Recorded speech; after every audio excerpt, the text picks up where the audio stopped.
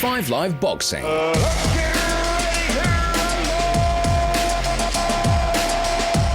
So another night of fights in an endless run of glory and despair in the world's boxing rings. It was Abu Dhabi last Saturday.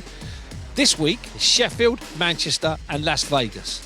What a time to be a boxing fan. British boxers unifying all 4 world titles, losing in world title fights and defending world titles. I speak to Tasha Jonas before she fights for another version of the world title, that's on Manchester. And I also speak to Sonny Edwards, the forgotten man of boxing, as he defends his IBF flyweight title on Friday in Sheffield. And I catch up with, fresh off the plane from Abu Dhabi, Chantelle Cameron. She's won 4 belts at light welterweight. No other British woman has ever done it. As I said, what a time to be a boxing fan. I'm Steve Bunce, and this is 5 Live Boxing. And the only place to start really on a glorious grey day in the Midlands is Loughborough University. Not on the track, not in one of the gyms, not in one of the pools, not in the luxury rotunda of student accommodation, but in the martial arts gym. And I've got to tell you, it's a proper gym. I like it. And I'm joined by, well, I'm not quite sure where to begin and where to end his accolades. I mean, he's won so many medals at so many tournaments and fought so many world champions. He's fought about 15 world champions or men that fought for the world title. I'm, of course, joined by Fraser Clark. First of all, Fraser, you're out this weekend fighting with Tasha Jonas, who you know. How are things? And by the way, I love this gym. It feels like the oldest gym in the world, even though it's got a modern soft floor. It feels like something from 1947. It's one of them throwback gyms, Steve. We've got what we need in here. We've got 4 bags, a ring. That's it. A bit of space, and a lot of, 3 or 4 hard-working fighters, 2 really hard-working coaches, and it goes a long way, it breeds a lot of success. Yeah, and that's what's going to happen. The more success you have, with any trainer, any gym, any base, it starts to, it's like a magnet, more and more fighters coming in. But you're not far from here, are you? No, I'm not a million. I'm like 30 minutes away from here, so it's kind of... It's easy to get, from here to home. Now, so we're going to talk about your fight at the weekend in a moment. We'll talk about Tasha Jonas in a moment. But I want to look back at some of the fights in Abu Dhabi over the weekend. Obviously, top of the bill was Dimitri Bivol. Quality contained. Bivol-like performance against Ramirez. Galal Yafai going 10, which I'll talk to you about that in a minute. But Chantelle Cameron, unifying all the belts, winning 2 belts. She already had 2, so she holds all 4. First British woman to do so. Chantelle was involved with cycles, Olympic cycles with you and different events with you. What are your memories of her from your days at the GB squad with her? Really hard trainer, always fit, more than willing. But at the same time, I will have to put her down as probably one of the unluckiest amateur boxers, that I've ever seen in terms of not being an Olympian. I think she was more than qualified to become an Olympian. 2016, definitely. She was one of them people. She'd go somewhere. She'd always be on the wrong side of a really close decision, Yeah. But at the same time, she'd beat the Olympic champion a couple of times. Estelle Mosley. Yeah, on the build up. She was fantastic, and there was time and time again where she had setback, and then not qualifying for the Olympics. I really did feel for her, and she's sort of carried on. She's dug through it now. And you know what? Look where it's took her. A unified world champion. Fantastic. And what I thought of the weekend against McCaskill, we're going to hear from Chantelle in a moment. What I thought of the weekend against McCaskill, who just keeps coming at you.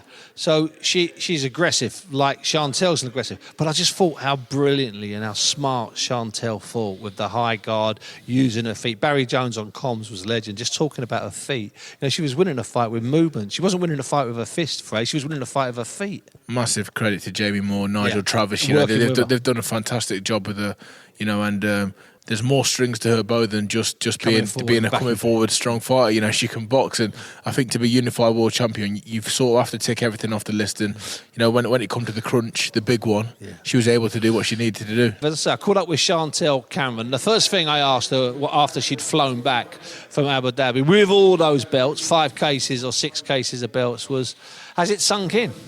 It's not really sunk in yet, I think, because I've just got back. I've been travelling for hours and now I'm home and I think I'm just a bit tired. So I think I'll wake up tomorrow and I think it will settle in then. Now, you had to stick to a really special tight plan. Tight guard, good feet. Tight guard, good feet. Were you tempted at times to maybe let your hands go a little bit more like Chantelle Cameron generally does? Yeah, it was.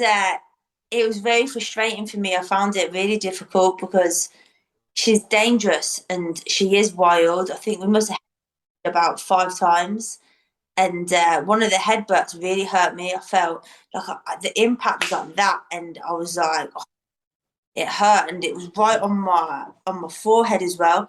And I thought that's gonna cut me, but it was actually my nose got cut in the end. And yeah, it was really bad because I was so eager to get stuck into her, but at the same time, she was so unpredictable. There was like forearms everywhere. I think if you watch it as well, like one stage she gets her fists and like pushing my head back. So it was all about winning for me, and my ego could have easily just thought, do you know what, I'm going to get stuck in her. But at the same time, I knew that I had to stick to what Jamie and Nigel were telling me and And you get the notice win. exactly what it was like as I was watching it. I could sense that you wanted to go, but no, just hit her with a jab, move off, show her a jab, move off. You had to box a sensible fight to make a dangerous fighter look awkward, look cumbersome. I thought there was a point after about 5 because she was having no success. That was the game plan all along. The game plan was to break her heart and to deflate her. So the whole camp for 12 weeks, we've just been going over and over drills with Jamie and Nige. We've been doing the same drills that much where it was just automatic to me that what the drills we've been doing, I pulled off in the fight is hit, move, come off. And as soon as she throws that big backhand, just keep my tight hand there, my uppercut. And I think you see, I kept throwing the uppercut because we've been practicing it so literally I'm sick of it. I was thinking I'm sick of this shot because I've been doing it over and over. No, listen, it was brilliant. It was a spectacle. You made history. You're the first British woman to hold all of those belts. Now, I've got to ask you, other than the fact that you're going to sleep for a couple of days and have a really good time with your family and your loved ones, it's a great shopping list you've got coming up. Your name is being mentioned in big fights. Big fights are being mentioned with your name in them. There's some unbelievable fights in the next 12 months or so. If I asked you as an early Christmas present, would you deliver to yourself over the next, say, 9 months, Chantelle? I would say Katie Taylor at Quotes Park, but to be realistic, I think I'd say Jessica McCaskill at 147. I think it's the right thing that should happen because I put everything on the line. Wow. I put my line, and she has all the belts at 147, and she come down to my weight class to take my belts. So I think why not replay her 147 and put her belts on the line? Well, that's unbelievably sporting of you because most people would say, yeah, I'll fight her again, but she's got to come back down. So did you and Jessica, when you were talking after that, did you mention the fact that, hey, if we can do it, if the money's right, if the venue's right, I'll come up to your weight and give you the chance? I mentioned it after my fight in my interview. I was saying, like, also I think Caddy Reese does as long as Caddy Reese is... Sure, yeah, of course, yeah. Yeah, if Caddy Reese is healthy and good to go within the next 4 months, then I'd say she should have the first shot of the... I said it all along that she vacated and she let me and Jessica have the opportunity to box for her belts because she's not fit. So I think the right thing to do would to say to Callie, like, first shot, if you're going to be ready within the next 4 months, then otherwise I think me and McCaskill should replay at 140. What a series of opportunities, not just for you, but for the whole women's game. Whether it's Callie Reese, a champion who gave up a couple of belts so you could fight for them, whether it's a rematch up at 147 against McCaskill, whether it's Katie Taylor in a dream fight at Croke Park, or whether it's one of several other people in and around your weight. Michaela Mayer was talking about jumping straight up to light welter. Alicia Baumgardner's got her eyes on some of you women. What a time to be a fighter. What a time to be a female fighter, Chantelle. What a golden period. It's amazing. It looked back about 3-4 years ago, like, it blows your mind really when you look back and you think none of this was really happening. And there was Katie Taylor was in the big fights, but for the likes of me and stuff, it just didn't seem possible. It felt like a million miles away. And for me, Undisputed, this time, if you asked me in May, I would have been like, not going to happen. But now I'm saying Undisputed World Champion. So it's just mind-blowing. And finally, before I let you go, I'm going to ask you a little bit about Abu Dhabi. All I kept seeing were fighters, good fighters. Joe Cordina wearing traditional clothing. Jamie Moore walking around with the biggest grin on his face. Everyone in great camels in the background, lagoons, beaches. It just looked like it was paradise. How good was it? Wow. I can honestly say it's actually sad to come home. I got off the plane and I was like, oh, the weather was terrible. Abu Dhabi, what a place. Beautiful people, beautiful place. It was unbelievable. Oh, hey, listen, enjoy yourself, put all your belts on, get out, walk around the streets, hold all the belts like that, like some kind of ridiculous person, and just enjoy yourself. You deserve it. Thank you, Steve. So Chantelle there, obviously very happy. She's got some great options, Chantelle. As has Tasha, and we'll talk about Tasha in a moment, because there's some big fights to be made. This will come down to Eddie Hearn, and who he thinks will be, I'd say, the best match, the biggest match, and whatever makes sense. But Katie Taylor in Ireland, it's just, I think that's going to be one of them. I mean, I was at Shields Marshall the other week, and that was massive. It was huge. It, didn't you? I loved it. It was a different night. Boxing, one of my favourite nights. So I think didn't it feel good?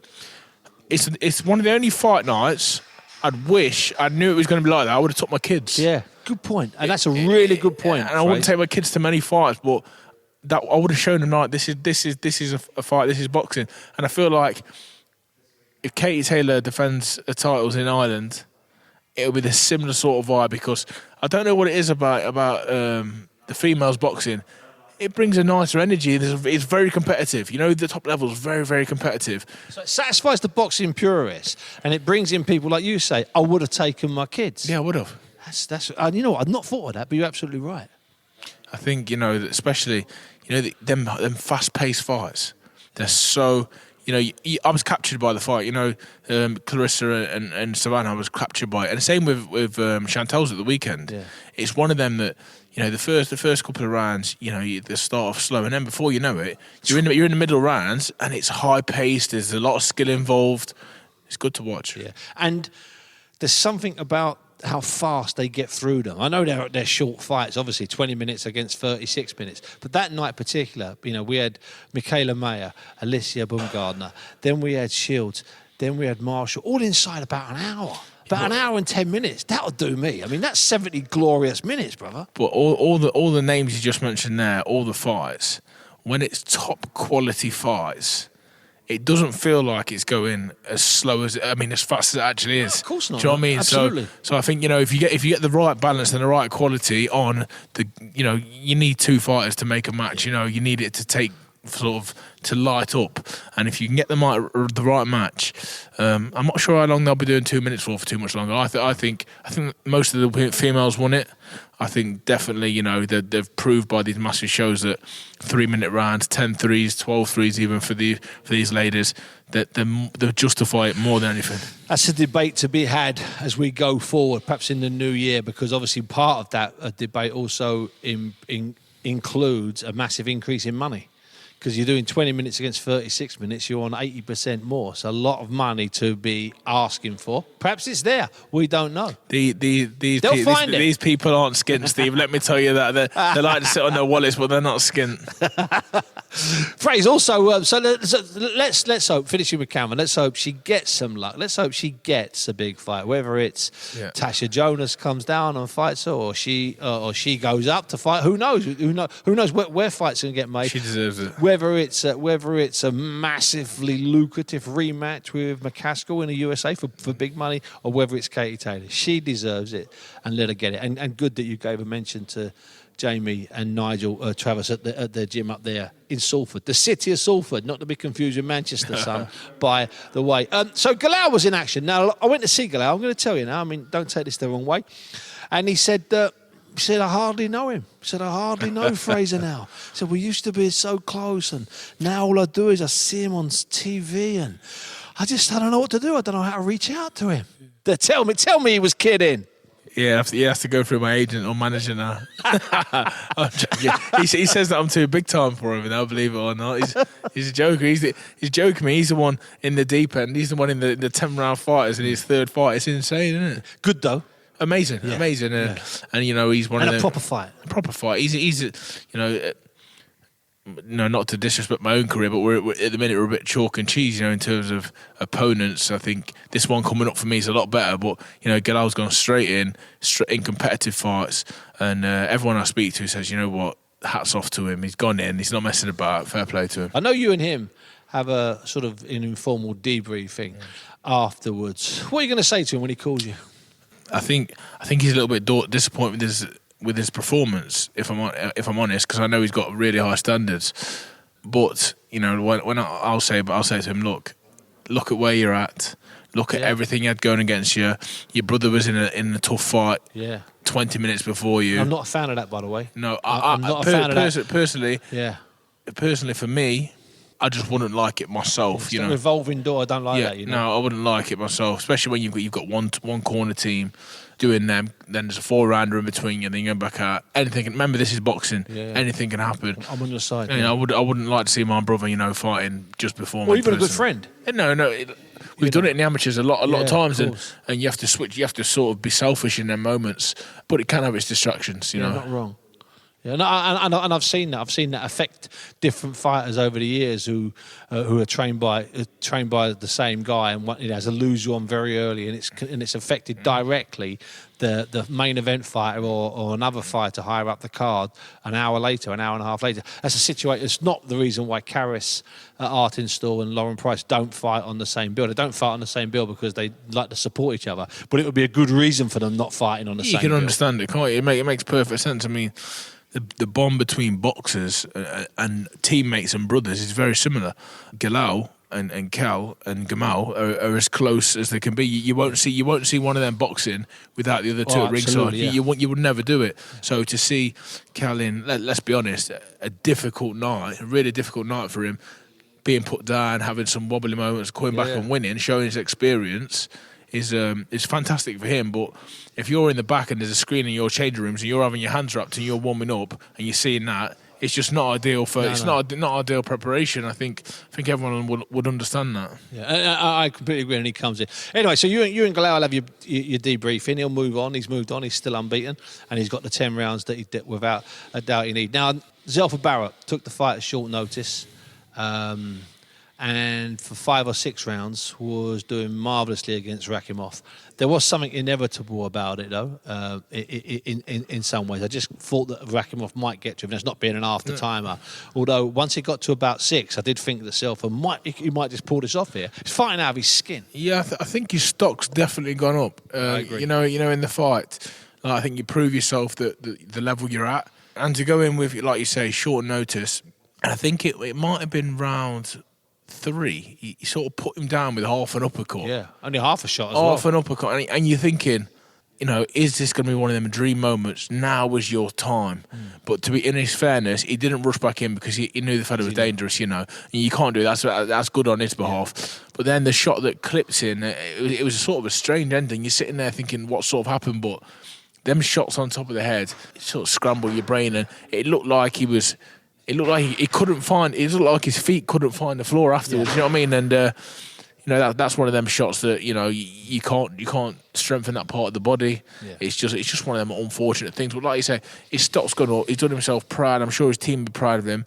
And with Zelfa, he will definitely come again. Yeah. That's the great thing about him. And Pat got the towel in there, and the ref was in fast enough, so it's not like he took too many correct shots. Thing to do. Correct thing to do. Got half clipped a little bit, and then it was all over, which you knew Pat would do. If he could have, he would have carried on. I know the people lads. I know them from the gym. Yeah. They're fighting people. So I think when he looks back on that, looks at Uncle Pat, he'll probably say, you know what. You've done me a favour there. We live to fight another day. Yeah, properly live to fight another day, because without a doubt. Now, top of the bill was Dimitri Bivol against Gilberto Ramirez, which I thought was an odd fight because it was kind of competitive, but it was one-sided, which is really... You know exactly what I mean, but it's hard to explain to people. That one guy, in my opinion, won just about every single 12 of the rounds, but it was a competitive fight. Ramirez, he was always there. It wasn't like he was trying to run away. he was in front of Bivol the whole time. But Bivol is one of them very few fighters. He does everything right and not a lot wrong. So you've beat Canelo Alvarez and you convincingly beat him in my book. Do you know what I mean? So that shows the level you're at. But he can mix it up, and the thing I love about watching Bivol, you can just see the pedigree, the years of travelling the world and fighting different styles, and then he's carried it all into the pros. He hasn't changed all that much. When I look at him I can remember in the amateurs, he was a handful. He was a real handful. And when I look at him now, he's still light on his feet. He moves well. He has beautiful shot variety. And I think even now, he's starting to get that bit of spitefulness. Even though I think they were saying that he hasn't stopped anyone since 2018, early 2018.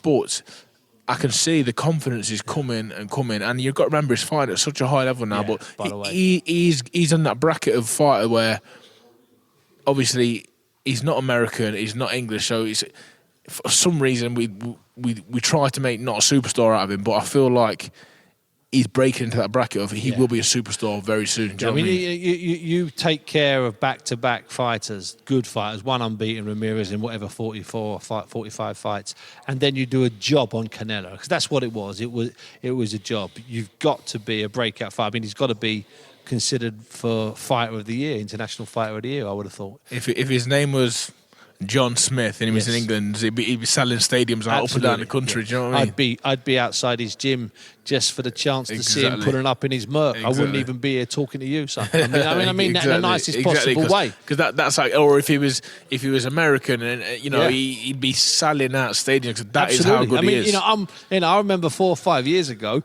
You got wind that Anthony Joshua was going to be in Halifax. You went up and stood outside Tesco's hoping Anthony Joshua was inside buying a pot noodle. I mean that's what you do. So that's what we're talking about there. Right, Fraser, let's move on to this weekend. A couple of fights, obviously your night, and I'll talk about you and your opponents. I think it's really important we look at that in a bit of detail. But last weekend, I went up and spoke to Natasha Jonas. Now, she's fighting for her third version of a world title in her third consecutive fight. And she's fighting Eve-Marie Dicaire from Canada, who is, I think, the best of the 3 champions she would have met this year. It's a tough fight, but what a remarkable year she's had. We talk about Bivol having a great year. She's had an incredible year. And I put that to her, that this year has been truly remarkable.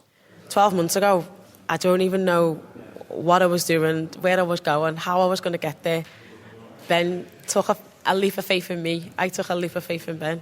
And we jumped ship together, and here we are, 12 months later. But even the way crazy boxing works, hopefully it will be 3 world titles from winning 3 different belts in 3 fights up at that weight.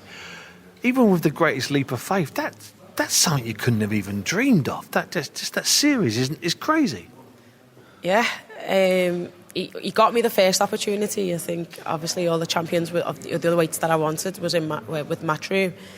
So when it came, I think he offered it and he was like unsure whether to offer it or not. He was like, "Well, we've got this. Will you take it?" I was like, "Yeah." And he was like, "Are you sure?" And I was like, "Ben, I'm not messing. Yeah, we'll take it." And then that ended up being Namas. I think it was Piakowska it was supposed to be. And then he was like, "Well, what do you want to do now?" And I was like, "Well, can we get any other champions?" He was like, "No." I was like, "Well, we'll stay at this weight and go and get another one." And so we got another one, and we got Bergelt. And then he went, "Guess what? We'll stay at this weight and we'll go and get another one."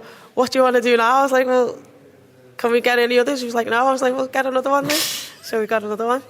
Sticking with the light middles, the super welters, whatever you want to call it. Terry Harper's out there. She's got the one belt, and hopefully it'll be the one belt you don't have. You have that draw with Terry, which was there's not a lot in it. I said to you at the time I thought you could have nicked it, but it wasn't. I don't think it was an outrageous decision. Let's put it that way. Is Harper something you like, or is that just something if it happens great, or is that something that maybe I'm going to use the cliche keeps you awake at night? It definitely doesn't keep me awake at night, not anymore. It's just one of them things. I think with boxing, like with the amateurs, like you lose, good or bad decision, it's never going to change. It's never going to do nothing else. You can't change the decisions, just move on. And you learn to just draw the line in the sand and get on with it. So yeah, that's kind of, it doesn't keep me up at night. I thought I was disappointed at the time, but like I said, it doesn't change anything. So I just moved on, and like now the tables have turned though. Mm-hmm. So yeah, I don't try not to focus on what's ahead and just focus on what's directly in front of me. So I don't even think about what comes next, whether that's Harper, whether that's Clarissa, whether that's going back down, whatever it is. But the whole point of doing all of this is to have options, and now I've got the options. And what about have you had to change an awful lot of your sparring, your training, your technical stuff? Because I remember before Katie Taylor, you were doing a lot of stuff with Paul Butler in the ring, technical stuff, and I've watched you here today working with various men. Have you changed it as you've got bigger, the sparring? Yeah, you've had to. Joe's so meticulous in his planning that he prepares for every eventuality of the best version of whatever they can produce. So, and we incorporate that. That's why you see us sparring the best amateurs. You see us sparring the lads. We get everyone in that we need to. And obviously the care is like me, as southpaw. So that's a whole different campaign itself, because everything that usually works is turned on its head and doesn't. So we've had to, adapt and get southpaws in, which is a lot smaller of a pool again. Just quickly, a couple of words on the year, the women's year. We had that massive Katie Taylor and Amanda Serrano. Then we had a Katie Taylor normal. We've had a little bit of Chantelle Cameron. We've had your incredible year. We've had Terry Harper's brilliant win against Hannah Rankin. And, of course, we had the Savannah Marshall night. What a year it's been for the women. Listen, I think, not just in boxing. Look at the women's Euros as well.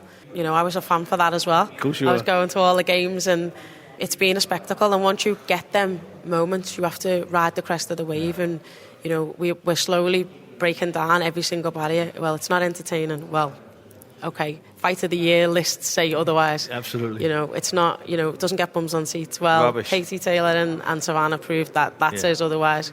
Oh, well, it's not as good as the men's. Well, every fan says otherwise. So every barrier that they've put up, we've broke it down, and a lot of that's come from this year and beyond. But this year's been off the scale. Very, very pivotal, and like you say, it's been a massive shift in attitudes and towards women's sports and especially in boxing. That's Natasha Jonas. And now, one thing that perhaps we should have said, and we had it for the first time this year, is that we've had it several times since, it seems, is that this is a female boxer headlining a major show on a major channel at a major venue. This is not buried on some ladies' night at York Hall or Burton Town Hall. This is proper, and we're just casually walking over there. Now, you've known Tash a long time, Fraser, and I want to take you back to 2016 in Rio. You're in Rio with the flag around your shoulders, doing your bit, doing your interviews on Brazilian TV, and doing your stuff, becoming a star, cheering on Joe Joyce, which was brilliant. And Tasha's at home watching. I think it was 5 or 6 women who she'd beaten taking part in the Olympics. She's just got a new baby. Her boxing was over, 2016. She was just about to, she'd had one child. She was 32 years of age. How are we talking about her now when she's 38 and she's had setbacks? She's had a couple of defeats and a draw in a world title fight, and she's about to fight her 3rd world champion to win her 3rd belt in 1 year. That's beyond the fairy tale, Fraser. In what realm does that exist? It doesn't in any other realm, but this isn't a normal realm. This is boxing, and if the fire burns and you have something to offer, which Natasha definitely did, all you have to do is go back and watch Olympic quarterfinal, London, Katie Taylor, Natasha Jonas. Now, one of the great forgotten fights in amateur boxing history. I've got goosebumps because I was there. I was in the stadium. I can hear the noise now. Now, if Natasha Jonas gets out of that ring, having lost, and then she turns professional with Matchroom, she goes on. She has a stinker, bad decision she gets with Terry Harper. Yep. For me, when it was a draw in a world title fight. Yeah. But if you say to me there, right, that's the end of the road for Natasha Jonas, she's one of them fighters. If she didn't come back, you'd look and you'd say she should have done more. She should have done more. And I think she knew that deep in her heart. So she's gone, you know what? All I need is opportunity. Along comes Ben Shalom and Boxer. Along comes Sky. Tasha, we see what you've got to offer. We're back here. And absolutely the right decision, because look where she's come now, full circle, amazing. At 20 or 18 or 19 pounds above her weight, she jumps clearly over 3 divisions to get where she is at light, middle, super welter, whatever you want to call it. And she's just looked brilliant to this point. It's a hard fight, Decare. She's a much better fighter, in my opinion, than Berg at the last fight, who was unbeaten, and also Namas, who she knocked out back in February to win the first version of the world title. So it is getting harder for Tasha, but then so it should if you're about to win your third belt. And then we talked about Chantelle Cameron, the big fight she's got lined up. Tasha's the same thing. She must be high on several shopping lists. I think when you look at the position she's at, why wouldn't you want to fight her? You know, she's got the beautiful belts. So, you know, and like I say, if Natasha wanted to, I think she could quite comfortably come back down, you know, and challenge some of the big girls in the division, you know. So she's ruled out super feather, but I don't think she's ruled out lightweight or light welter. And welter's a doddle. She's only weighing welter now, 149. Exactly, I think. And obviously, if the right prize is on the table, she'll do lightweight, no problem. Believe me, if the big fight comes up, you know, I think, you know, it take 2 seconds, make a phone call with Tasha. Do you want the rematch? It's a no-brainer. Yeah. Fraze, let's deal with, you haven't been really happy with your 3 fights so far. You haven't been really happy. It's great to get the wins, don't get me wrong, but you apologised to the public after, I think, your second fight or your first fight, where you didn't think the opponent was good enough.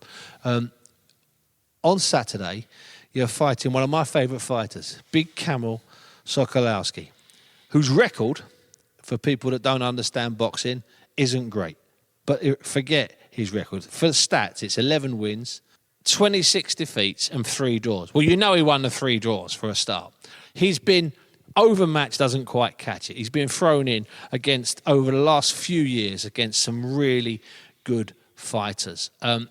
He might be almost a missing link in boxing at the moment. He's a guy that can beat pretenders if they get it wrong. He had a win over George Fox, a kid called George Fox, who was 4-0 at the time. He pushed David Adelaide. He was very unlucky, unfortunate not to get a decision that night, Camel. But you know the interesting thing, Fraser, this is a true story. He came out of the ring. Adelaide was doing his defence of the decision here. And I walked away because it was the next fight. It wasn't 8 or 9 minutes after he'd come out of the ring. He was getting in a car for his 250-mile drive back. He wasn't even bothered. So he's had a rough old time. You must be delighted that you've got an opponent like Sokolowski on Saturday. First of all, I've got just as much respect for him as you have, because obviously being a boxing fan and sort of trying to know the game better than anyone else, he's what's missing in a lot of weight divisions, especially in this country. And like I say, for me, he beat David Adelaide, and you know, I don't mind saying that. He's beat George Fox as well. Now, do I want to be on that list? Do I even want to have a close fight with him? I either want to take him out, or I want to unanimously beat him. But to do that, I know I'm going to have to be on top form. We haven't phoned him up last week and said, look, you're going to fight Fraser. No, by the way, he's had like 6-8 weeks notice, so he's training and he's working hard, which has made me. The first fight I've had, Steve, where I know I'm boxing 6 weeks prior. Okay. Now that's works for you as well. That's been different in the pros. I haven't had that. I've had a little look at him. I know it's definitely 100% my toughest night as a professional so far. I relish the challenge, but remember, I do my homework. I know some of these European guys that he's been in with. It. No one else will know. No one else would even would look at him. I've seen him come through the years. I've seen him box amateur European champion super heavyweights, take him the distance. I've seen him box other really good prospects coming through, take him the distance, and not just take him the distance. He has his moments. So I'm going to be switched on.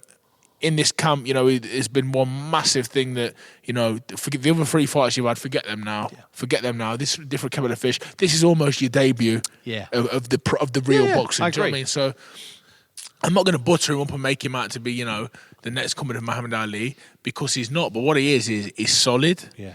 He's game, and he's thinking about the next time he's going to get paid, and to do that, he has to perform. Yeah. And if he wins, even better. Yes. So, I'm definitely relishing the challenge, but focused and ready for the best version of him. And he was stopped recently. He's been stopped before, but he was stopped recently by Jalolov, the big Uzbek, Bakatir Jalolov. Of course, that's a given, mate. There's not many people in the world he wouldn't stop. And he did. And Jalolov, we're fans of Jalolov, aren't we? Yeah, I mean, I know he beat you at the Olympics, but don't worry, you gave him an 8 count, and you had a fight phrase. You had about 500 stitches in each eye, covered in plastic stuff that was outrageous. By the way, we know all of that from fighting your friend Murad Aliyev in the quarterfinal. So Jalolov did a job on him, and he did it by being Jalolov, which was boxing and using grade, which is something that some of the guys he's pushed have not used. They've looked at his record, they've looked at the defeats, and they've just thought, get in there and club him. He'll take clubbing on his arms and his gloves all day long. That's not the way to beat him. The way to beat him is to be smart.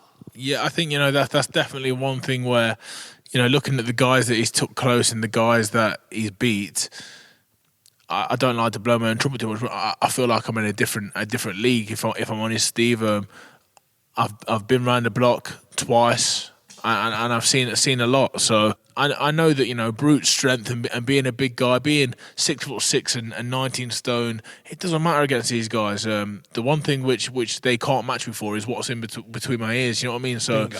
I think definitely it's a time to be smart. There's a time to be tough. But in this fight, I think this is just a time to showcase what Fraser Clark's about. I think I was given a bit of an unfair rub in the Olympics. People only see me box a Ukrainian, and then they'd see me have a terrible, scrappy fight with Valiev, which ended in courts, and then they see me fight Jalolov. There's a lot more to see yet, and a lot more to come. I'm still learning as well. I'm still learning this professional game. I've seen Khalid Yafai, my friend, who's God knows how many fights in, have a tough fight on the weekend. You don't stop learning this game. Do you know what I'm saying? So this is my 4th fight. And to be fair, Bracamonte, the second one, I'll take that. That was acceptable. That was an acceptable opponent. I'm on your side. I think you're being harsh on yourself. I think that the last opponent was a little bit, obviously, that wasn't up to scratch. But this one now we're in business. Now we've got something that I can run my hands together and say, you know what? Let's see what. Let me ask myself the question. What's Fraser Clark about? Let's see. And the British heavyweight scene is very much the world heavyweight scene, give or take just a couple of people. If you include, say, Deontay Wilder and Andy Ruiz Jr., the British heavyweight scene is it. It's a great scene, going down to about it's about 15 of you. If you look at something, you mentioned David Adelaide, you mentioned I'll throw in Fabio Wardley, Nathan Gorman, and then as we move closer, Derek Del Boy, Dillian, obviously as we go a little bit higher, AJ and Tyson. It's a great division. What there also is in there, if you don't mind me saying so, is there's great scope for great British title fights. I know we've got Fabio Wardley and Nathan Gorman coming up, okay? And I'm a fan of Nathan Gorman. I think don't worry, I think people underestimate Nathan Gorman. I'm a big fan of Nathan. Daniel Dubois, name I missed out. But there's real scope there, Fraser, for you to be involved in some brilliant domestic fights. Competitive domestic fights. You may not consider them competitive, and I might not in my private moments consider them competitive, but on paper they'd be competitive. It's a great time to be a British heavyweight is what I'm saying. 100%, Steve. I mean, this camp has been a real camp that I wouldn't say enjoyed because it's been difficult. But I've been in London a few weeks. I've been taking myself to different gyms. I've done the Raz, which is Aura, and then you go in that gym, the Pug gym. There's heavyweights behind every bag wanting to jump in there and wanting to have a tear up with you. So I've been mixing it with them. Last week I went down to Essex and did some rounds with Fabio Wardley. So I'm getting around them. And obviously one day we're probably going to fight, but it's good to have a look at these guys. We're all looking at each other and I've got one eye on. I know that Nathan will be training a hard British title fight coming up. Daniel, I went down, did some with Daniel as well. How much has he come on under Shane McGuigan? Frightening, actually. Because you know him, obviously. You did loads of rounds and loads of time with him during your years when he was involved with the GB squad. Frightening how much he's come on. But that's interesting. But this is a lovely mix. This is where I think people talk about the other divisions. Without being biased, if you look at the division now, the names, Solomon as well. Yeah, I forgot Solomon. Solomon. Yeah. He's a great underestimated. Underestimated. Yeah. He tried too hard against Camel. He thought he could walk through Camel, Sokolowski, and he tried to load it up, but it was Camel lost, but it was one of his easiest 6 or 8 rounds. He made it look easy by losing. You know what I mean? Yeah, I know what you're saying. So the list is there, and Johnny Fisher as well. Big John, I missed that Big John. Big Johnny. That was dangerous for me to miss out Big John, son. Another on your case. So like I say, the names are there. The problem we have in this country, which seems to be the problem in America and everywhere else, maybe I need to be a negotiator for all these broadcasters to sit down and have a good talk. Why not? So Someone's got to do it. So we can sort things out and get competitive fights back in England. Because I can remember when I was coming up, when I was young and I used to watch boxing, I look at like Danny Williams, people like he was fighting other British heavyweights, and you know what he was having? He was having wars, good wars, the Mark Potter. That was one I was thinking. Getting of. a boxing lesson from Julius when he should have won. Exactly. You're right, he's fighting other Brits. Them nights. Obviously, I was too young to be in the stadiums, but when I look back at the video now, they're the nights you want, because I think we've had a bit of a drop off in attendance recently at stadiums. I might be wrong, but. Remember, I've been at a lot of shows and I see like your 3,000, 4,000, 5,000. But, you get 2 good big heavyweights on, you're getting your 10,000s back and, you're filling the stadiums It's as again. simple as that, man. It's really simple. Now, what I would say is that you mentioned those guys there. And apart from Dell, who's a maverick, obviously, and apart from Tyson, who's an enigma and does his stuff, the rest of you guys are decent human beings. And what I mean by that is you haven't got these cartoon characters. Like Fabio Wardley hasn't got a cartoon side. Nathan Gorman hasn't got a cartoon side. You haven't got a cartoon side. Johnny Fisher hasn't got a cartoon side that sells things. So you're just good. You're decent people in the sense that there's no. Johnny Fisher's not on social media calling out Fraser Clark, and Fraser Clark's not on social media bad mouthing Fabio, which of course is what Del Boy would have done, which is what Tyson would have done. Come on, Fraser, you can't change now. Everyone knows that you and the rest of you guys you just talked about sparring with about 10 of them. No, but we are mad. We're all still mad. I'm bonkers. You're still damaged. I'm bonkers. Don't get me wrong, you just don't Steve. need to throw tables. I'm bonkers, but it's not my personality, and I'm not willing to do it. There's one thing I'm not willing to do. I'm not willing to go away from my values to try and put myself on a pedestal. I'd rather do it the way I know how, and that's by boxing well, showing respect. People can bring their kids to Fraser Clark fights. You know why? Because I'm not going to grab the mic afterwards and F and blind and talk about people's mums and missuses and whatnot. Yeah. I like the sporting side of things. Don't get me wrong. I think the entertainment, is the way the world's going, the YouTubers boxing and this and that. And by the way, while I'm on the YouTubers boxing, I put a tweet out the other day and I stand by it. If you guys are going to do it and call it boxing, you need to start giving some money back to the amateur boxing clubs of this country. I saw that and it's a really good tweet, yeah. But yeah, so, like I say, I'm not going to go away from the core values. I am what I am. And so them other names you mentioned, all really good lads. But there's one thing, when we do get between them ropes and we touch gloves and the referee there and we're going to fight, you get fireworks, and then probably all right after. There might be the odd disagreement, but there's none of that at the minute. No, that's a leaf out of my book, because that's exactly the way I feel. I hate fake rivalries. I hate invented rivalries. I was talking to Richard Riakporhe, who's a really decent man, as you know. Who's managed to fight 7 or 8 really good British fighters. Yeah. Unbeaten or lost one, and no fake rivalry. No stupid social media spats. We don't have to lower ourselves. Katie Taylor's managed to do it very well without saying a nasty word about anybody. I don't think there's a nasty word inside her, is there? She is the most beloved boxer probably since Muhammad Ali. Exactly. Even Ali divided people. Exactly. Have you ever met anybody that doesn't like Katie Taylor? I couldn't ever say I've. Definitely not. And talking of dividing people, okay, what about Sonny Edwards, okay? Now, Sonny Edwards fights on Friday night defending his IBF flyweight title for the 3rd time. And he might just be, and I heard you say this to someone in the gym earlier, and it's what I think, he might just be our best world champion. He's certainly our least known world champion. He's one of our least known fighters. Now, you've been around on and off around. So before we hear from him, you've been, you've seen him in and around the GB system and other system. It's fair of me to say that he might just be one of our very finest fighters, isn't it? Thrice? You know, if you look at the names and you look at Sonny, you have to put him right up there, and he might just be number one. You know, like, and that's the truth of it. You got Marmite with him, mate. Yeah, some people love him, some people hate him. You wait. You go to bed. You look at your Twitter. He's tweeted. You wake up. You look. He's tweeted. And he Undefeated on Twitter. Yeah, undefeated. You can't mess with Sonny on Twitter. But at the same time, he couldn't do that unless he was the fighter he is. You know, That's what he says. You couldn't have the personality he's got unless you were the fighter he is, and until someone proves us otherwise. And also, he gets. You know, Sonny's mother has been ill for a long time. She has a long-standing illness. And she sometimes shows up at ringside for his fights in an adapted wheelchair. Some of the personal insults he gets on Twitter, some of that stuff, I mean, hopefully those people get banned, is off the scale.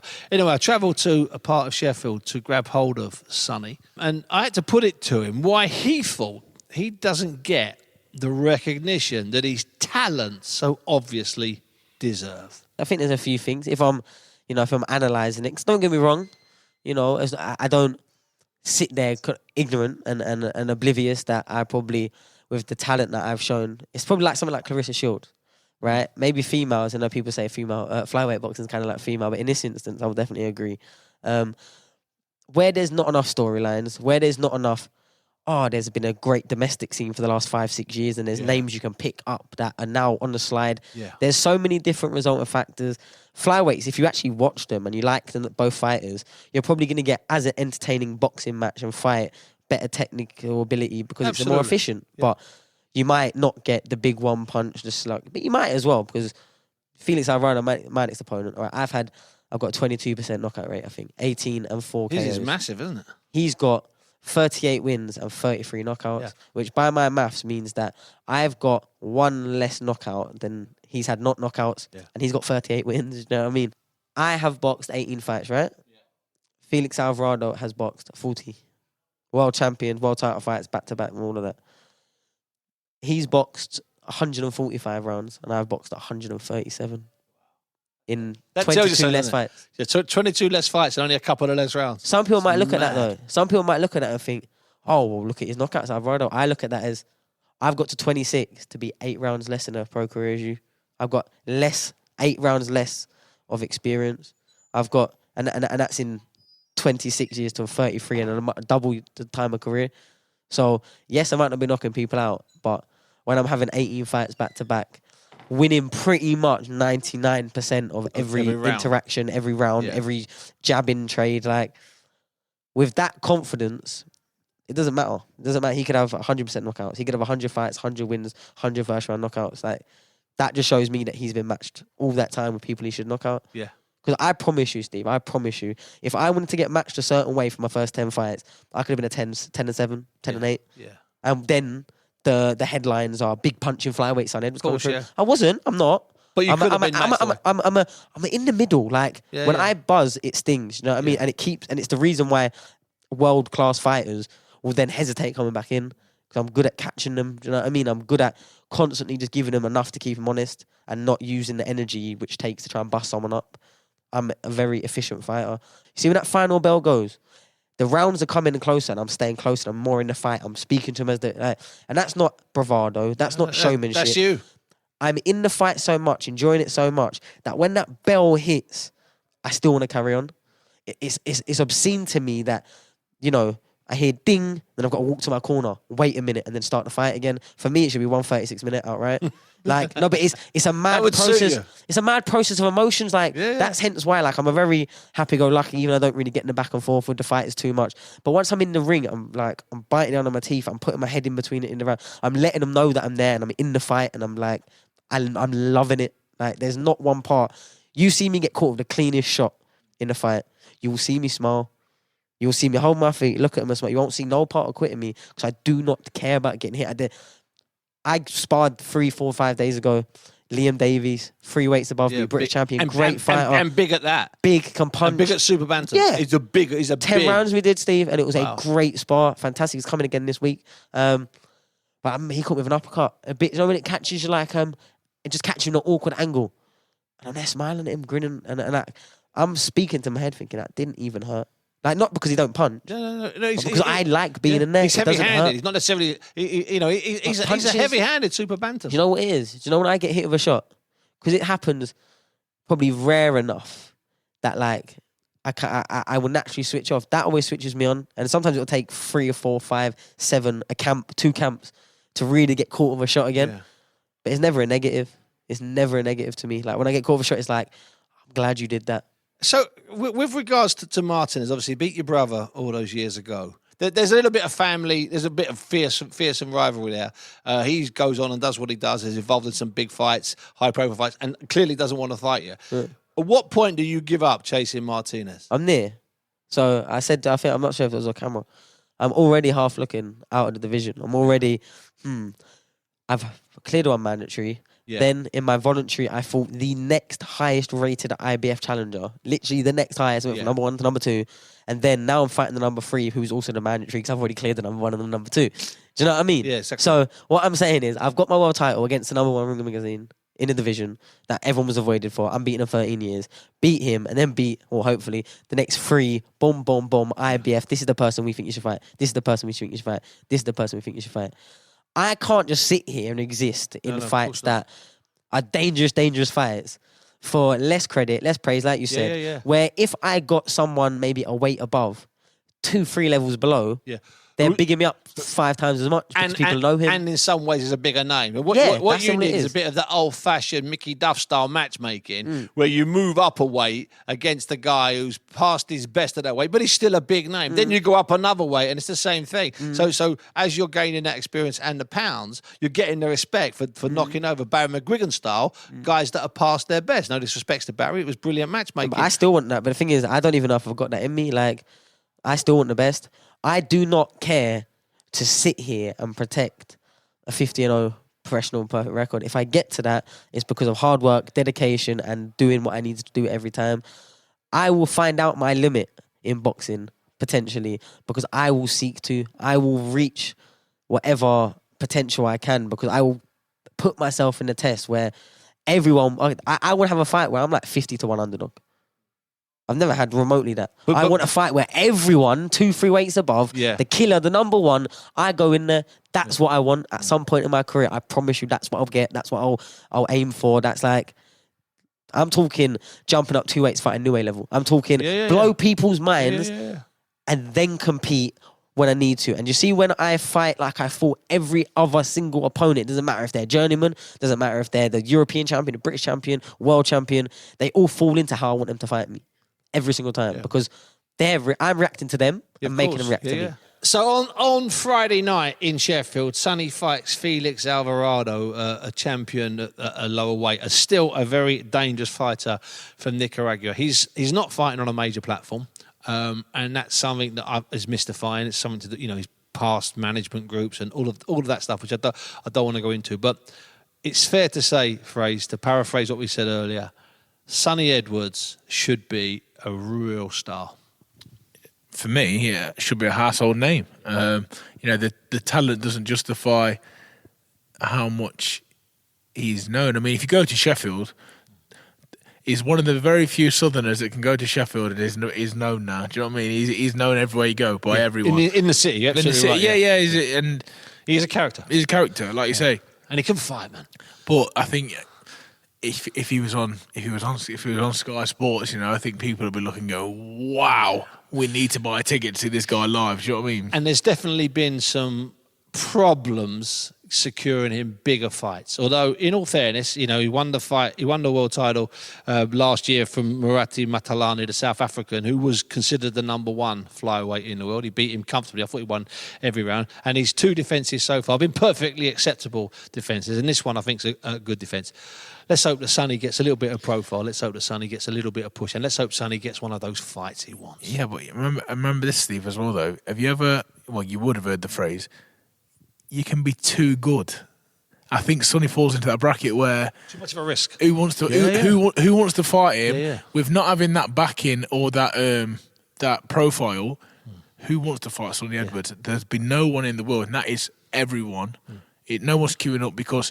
I'm not saying they might not beat him. The top guys might beat him. They might, but which is what he says. They might beat me, but let's find out. No one's going to look good doing it. Let me tell you that, because if he's one of them guys. Even though he's a young guy, he's experienced above his years in terms of boxing. No, he really is. He's only 26, Sonny, but he's got a very old head and a very wise head on a young body. One of my favourite fighters, one of my favourite characters, and he's got some big fights out there. Let's hope they can get made, and if he can just get in a situation where there's more money on the table, that makes the fights phrase, as you know. Well, I just want to mention one other fight this weekend. It's a tricky one. It's out at a place called the Palms in Las Vegas on Saturday night when Batters's British middleweight champion Denzel Bentley challenges Alim Kanuli from Kazakhstan for Kanuli's WBO title. Earlier this year, Kanuli took care of Danny Dignam. Was quite a sort of savage finish to that fight. And Denzel's got the fight. He starts as a massive and outstanding underdog, because Alim Kanuli, a fighter that I know you've seen with me in Rio, he can fight. Denzel can fight, don't get me wrong, but he might just be a Zanibek Alim Kanuli, a bit special. He definitely is special. You know, I can remember seeing him at the Olympics, and he hasn't really put a foot wrong as a pro. But I think Denzel has to see this as an opportunity. You know, he's got nothing to lose, and if you just remember, it sort of reminds me of the Craig Richards-Bivol situation. You know, he really did go in there and give his all, and great performance. And now when you look at it now, looking back at the way Bivol's sort of moved on and beat Canelo and beat Martinez, you know, Bentley can...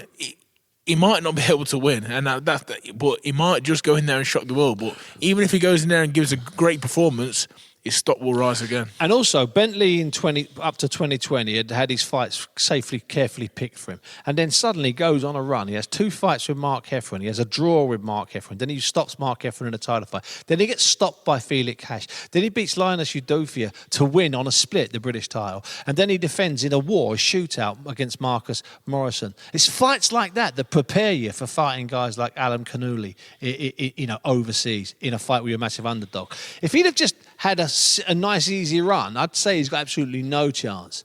But those are good fights. Those are pedigree fights. Those are distance fights. And there's a defeat in there. And it's a sort of defeat you learn from, because Felix Cash was just too good, knew too much on the night. I'm not saying Bentley's going to pull off a shock at the Palms in Las Vegas at the weekend, but he's had 2 years that couldn't have prepared him better.